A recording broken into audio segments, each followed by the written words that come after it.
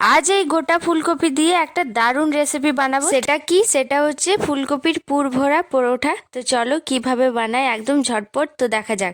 এই যে ফুলকপিটা আছে একদম টাটকা, সেটা কেটে নেওয়ার পর ভালোভাবে ধুয়ে নেওয়ার পর এটা আমি গ্রেট করে নেব। তার সাথে পেঁয়াজ আর লঙ্কা আগেই আমি কুচি করে রেখে দিয়েছি। এখানে ময়দা, একটু গোলমরিচ আর লবণ দিয়ে ভালোভাবে ময়দাটাকে মেখে নেওয়ার পর এখানে আমি যে পুরটা সেটা বানিয়ে নেব। তার আগে সর্ষের তেল দিয়ে ওটার মধ্যে এই যে ফুলকপি গ্রেটটা, পেঁয়াজ কুচি আর লঙ্কা কুচি আর লঙ্কার গুঁড়ো, হলুদ, লবণ দিয়ে ভালোভাবে পুরটা হয়ে যাওয়ার পর আটার মধ্যে স্টাফিংটা ভরার পর আমি রুটির মতো বেলে নেব। রুটি তো অনেক বড় হয়, তো আমি এই আকারে করছি, আপনাদের পছন্দের অনুযায়ী আপনারা করে নেবেন। তো এটা এবার দুপাশে সেকার পর একটু সাদা তেল লাগিয়ে আমাদের রেডি ফুলকপির পুর ভরা পরোটা। তো আপনাদেরকে এই ভিডিওটা কেমন লাগলো অবশ্যই কমেন্ট করে জানাও। আর মাঝে মাঝে আমি হিন্দিটা বলে দিই, সেটার জন্য অনেক অনেক ক্ষমা চাই। তো বাই, রাধে রাধে।